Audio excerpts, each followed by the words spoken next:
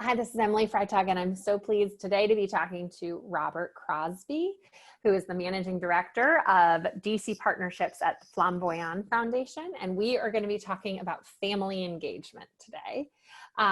Robert, thank you so much for joining us and for making time for this conversation. Absolutely happy to be here. So as with all of these conversations, I'd love for you to start in a personal place and just tell us a story from your own journey as a learner and how that has shaped your lens on learning. Yeah, I really appreciate that question on so many levels, because one of the things we know is so many of our ideals, our beliefs, our assumptions is grounded in our own stories of our own upbringing and our own journeys of learning. And so I think without that critical reflection of what past experience have I had that have impacted how I show up as an educator, you really can't really be critical of your own practice. And so I think it's such a great question. And, you know, when reflecting on my own experiences as a learner, I come back to a single defining moment of growing up. In fourth grade, my parents really excitingly moved us out of the city of Detroit, Michigan, into one of the great suburban school districts, one of the best at the time in Oakland County. And my family was so excited about this opportunity because they really saw education as an equalizer. They didn't graduate from college, but they knew that if they got us into good schools, my sister and I, they believed that we would be able to get to college and graduate from college, and that would make our life better than theirs. And when I got to this fourth grade school, I was so excited.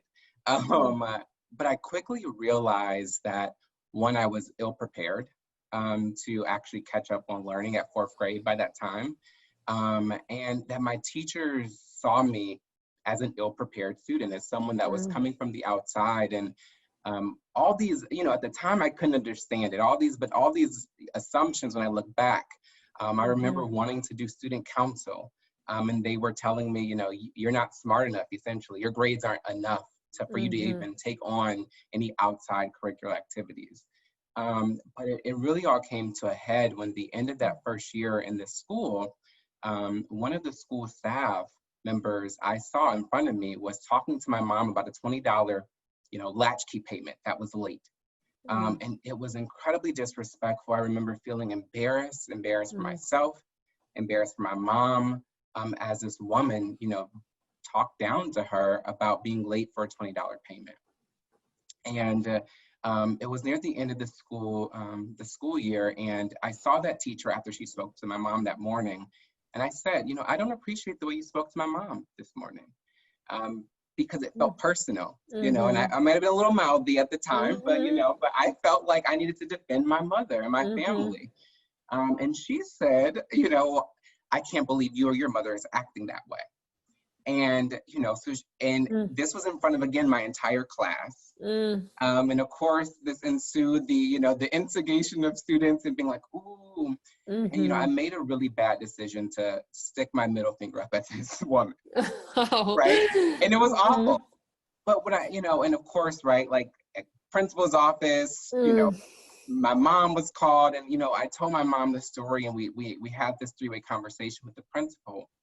And when I look back on that, though, the role of belonging and you feeling like your family belongs and you belong in an environment is so critical and intersectional to student learning. One of the pieces of research that I really appreciate out of University of Chicago, the consortium on school research, is around what are those non-cognitive factors that impact student learning.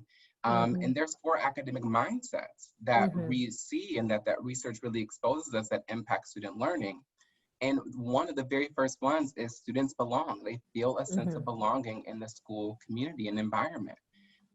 They believe they can succeed. They believe that their efforts will pay off and the work truly has value.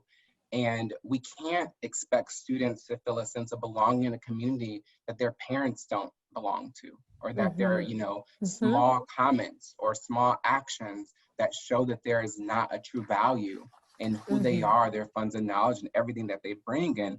And that experience for me was deeply personal. I remember it vividly to this day, and it impacted my ability to be successful at that school. Wow.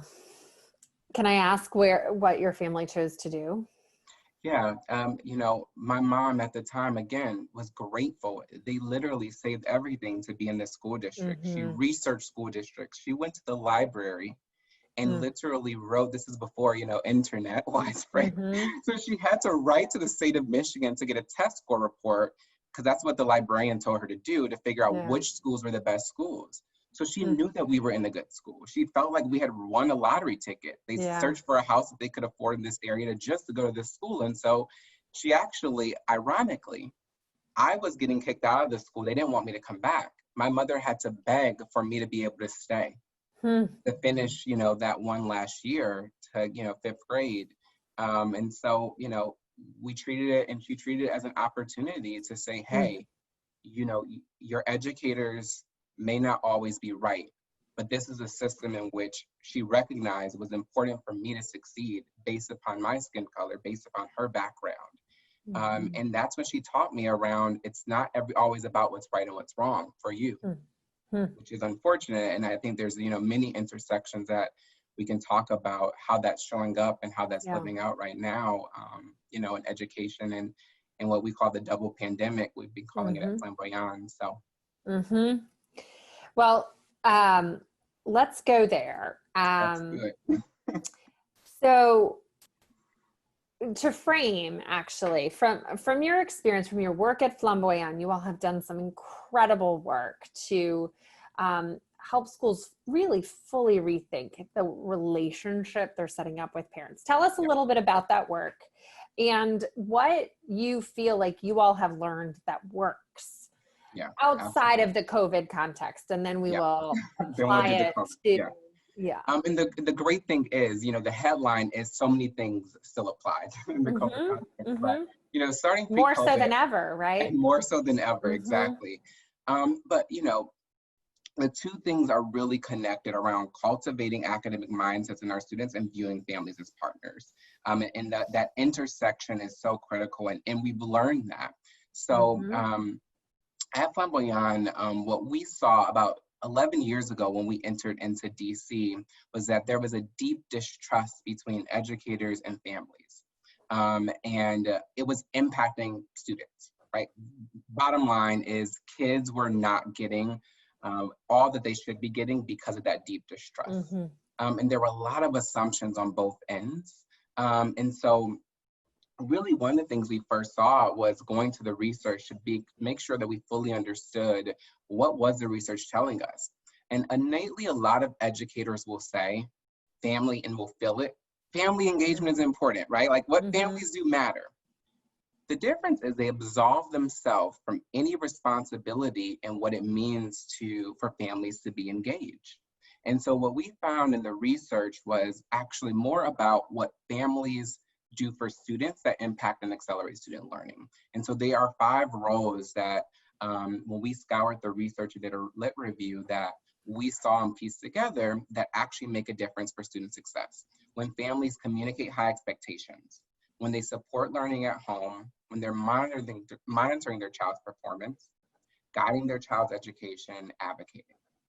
And so, but the trick of what we learned was that in order for families to play those roles well, they need partnership with educators.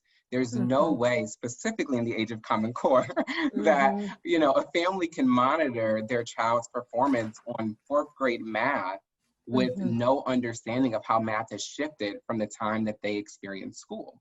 And so what we really talked and learned is that educators play a necessary and vital role in order for family engagement to happen. And so we do champion 4 key actions that we think are important and we've seen have success and work. One of those things at the core is relationships. Mm-hmm.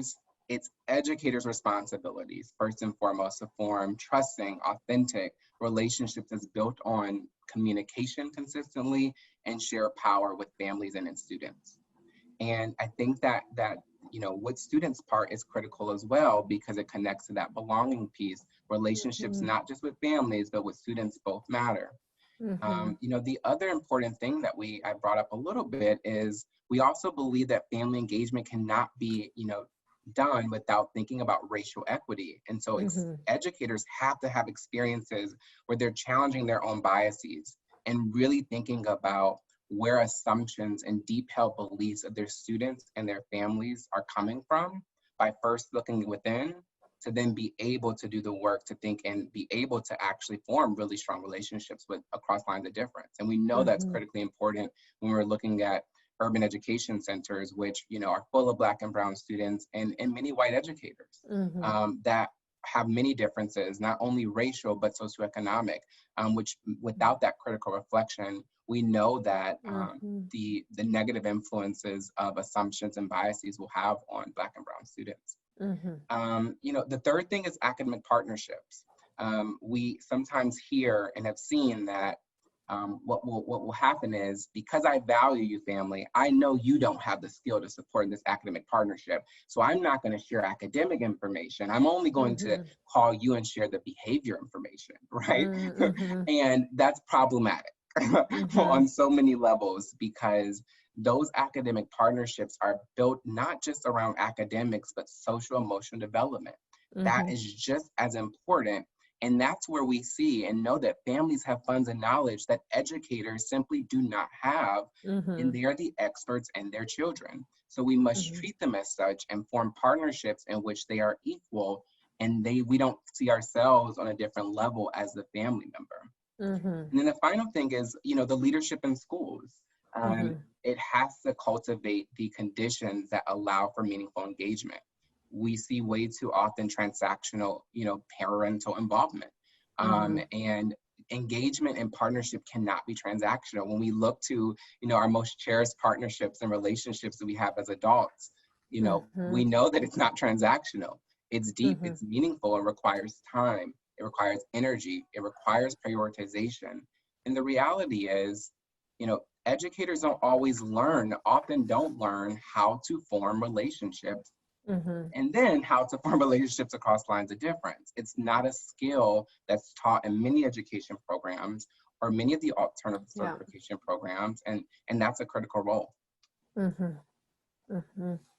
I know I said a mouthful. No, I'm taking it all in, but it just maps as so true, both with my own teaching and leadership experience. I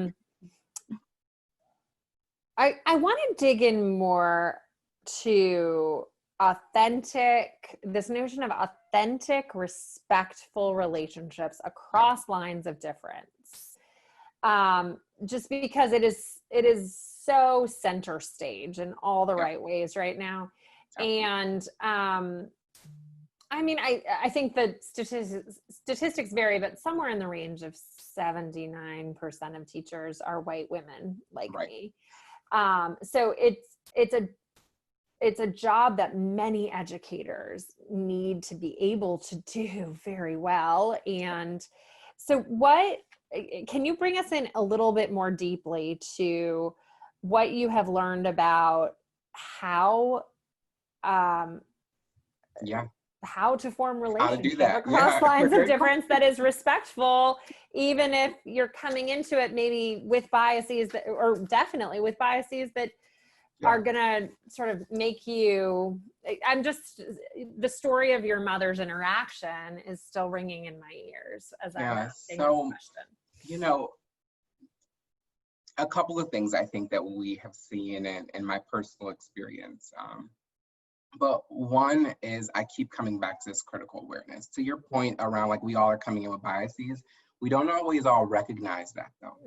And I think what has been elevated more clearly in our current political climax and in the civil unrest and the protests is that the fear of being thought of as racist is one that stops critical reflection.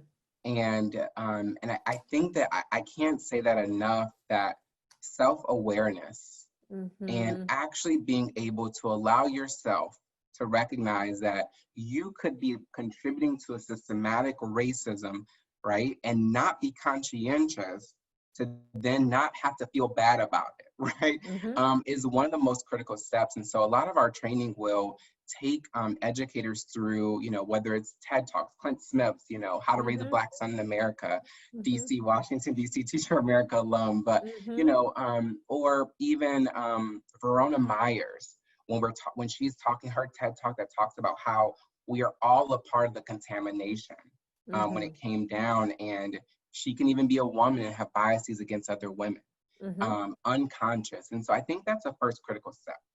The second one that we actually pull off of, and we think about that research around even intimate relationships, that 5-to-1 ratio. I know there's different talks of different ratios. We like to think about the 5-to-1 ratio of positive versus negative interactions. So how critically are you thinking about what you're putting into the relationship is something that we use and we have educators reflect on. And then the other thing that we like to think about, and we do champion one strategy with relationship building that are home visits. We think that that's one way, but there's so many ways to start to build authentic connections. But one of the things that we've heard from families is that when they first experienced home visits, where the agenda was simply one, it was theirs. And it was just about getting to know them and their child. It wasn't to tell them what they needed to do. It wasn't about telling them all the rules and all the regulations.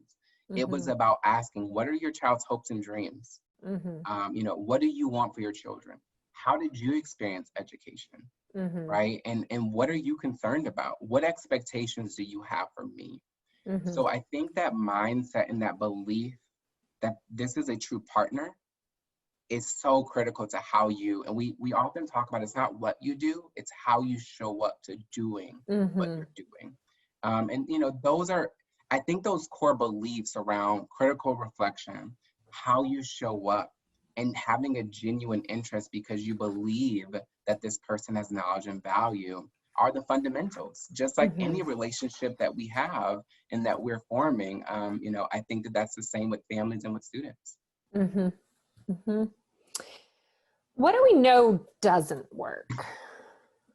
So I think I alluded to that. When I was actually thinking about this question, I was like, all the opposite things of what I said. But, what doesn't work is, one thing we know is that not having a common definition of what it means to engage families is one thing that is critically damaging, because what we found when we were talking to different stakeholders across DC, and we talked to, more than 300 stakeholders, everyone was saying family engagement, but meant something specifically different. From fundraising to families coming to potlucks to, families making sure homework is done, to families doing, making sure kids come to school. And so having a true common definition around what family engagement is, which at Flamboyan we define as the partnership between families and educators that support student learning. So we put learning at the center and the student at the center of of what the engagement is for. It's not for fundraising, right? That could be important for a school, but that is not the critical definition for what we see families' role is. So common definition, one. We also know that doing and thinking about family engagement not connected to academics doesn't work. And that's why I started with that connection around the academic mindsets, those 4 critical academic mindsets and family engagement, because we have to see the interconnection that family engagement is an academic strategy. It's not a feel-good strategy. It's not a nice-to-have strategy. The University of Chicago, lots of great studies from the University of Chicago. University of Chicago, study on the turnaround efforts across the schools in Chicago when they were looking for what factors made a difference. Family engagement was among leadership, was among being able to have strong curriculum, was among safety. So we have to see the interconnected nature of family engagement and not think about it as a one-off and isolated instance. And then I have to, I think I keep saying this, and I'm going to be explicit. Not thinking about education through an anti-racist lens doesn't work. We've seen it. We know it. I think, and I hope that, we can be more critical of ourselves as we approach reopening, because the inequities have been shined. The light is clear, right? We see it. The question is, how will you respond? It's much easier to recreate systems of oppression. I mean, it's much easier, right? And so we have to know and recognize that it's not working for the same kids and the same families, and we have to do something different, because without that lens, we know that we will recreate systems that unfortunately disadvantage Black and Brown students. So it doesn't sound like anything about that definition would be changed by the context right now. And I do think there's just a consciousness about parents' role in supporting student learning that's amplified right now in lots of good ways. Good ways in terms of towards the end of better engagement being possible. But it does feel like the tactics and strategies towards that might be different. What are you all learning? What are you seeing? What should other school leaders be thinking about if you're not going to do a home visit, you know, but you still want to achieve that same aspiration? And you know, I think that's when we go back to the fundamentals of relationship building, right? It's how we show up, the reflection. And so I think those things, but a few of the things we're learning as we've been talking to a lot of families and really ensuring the District of Columbia makes sure that their reopening plan is informed by families and students' perspectives, is one, families, right, are not a monolith. They all have their own individual thoughts and you know, experiences. So some families love the daily communication at the end of the year during distance learning. Other families felt like it was a sign of, you know, distrust, that they didn't believe that they could be doing the job. And so, you know, a couple of things. Communication is going to be key, regardless, and making sure we understand, how do families want to be communicated with, right? What's their best preferred method? What's their best frequency? Do they feel safe about bringing their kids back? And so letting families, you know, be able to make the decisions, and then providing and being able to differentiate your support is critical. But I think that lets us know listening is not a skill that we have and that we do well as humans. So I have to say, listening openly to families about and students about their experiences is going to be critical more than anything. And so one of the things we do is we actually have educators practice empathic listening as a skill in our professional development. Practicing listening and not saying I, and not bringing it back to you. Because that's so much of our default. And when we do this with educators, they're like, that's weird. I don't like it. You know, I want to make connections, and that's fine. You know, there's a place for that. And there's a place for actually, how do I listen and only consider and think about the experiences of those that I'm listening to, and not my own, and conflate my own connections. And so I think that that's going to be really important. And what we know about, you know, times of stress, and we know that, you know, the ACEs, you know, those have been created for our students. So one of the things we know too, and it's been created for some of our teachers as well, is that during times of stress, we are pushed further into our negatively held beliefs sometimes, and we're pushed deeper into our biases. So that level of listening openly and critically being aware of, what am I assuming? There's a lot of assumptions that we try and make to make sense and to create order within the pandemic. And I think us being conscientious of our listening ability, of how we're making meaning from what we're hearing, and then, you know, asking ourselves, what are we assuming?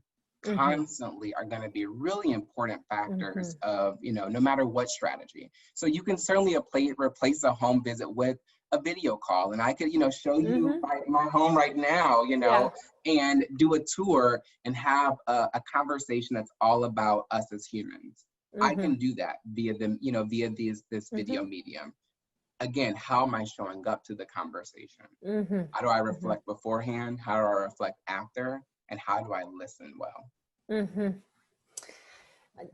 It's so profound. I'm making just huge connections to the comment you made about stress brings us more into negative belief, and something about that comment is like explaining the world right now. Unfortunately, right? Yeah, yeah, it is so real. Robert, thank you so much. Any final thoughts or anyone else you think we should be learning from as we think about the question of how we support effective intervention and learning for all students? Yeah.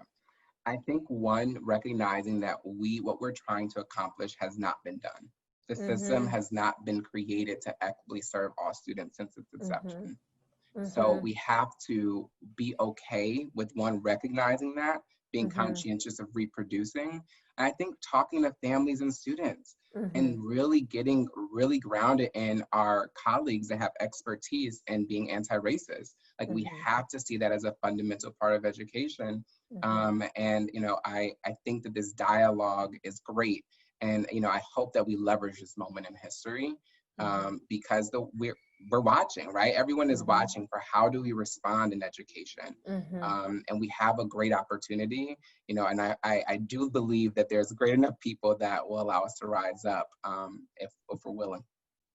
I appreciate that so much. Thank you, Robert Crosby, Flamboyan Foundation, for the conversation about parent engagement. Absolutely. Thanks for having the conversation.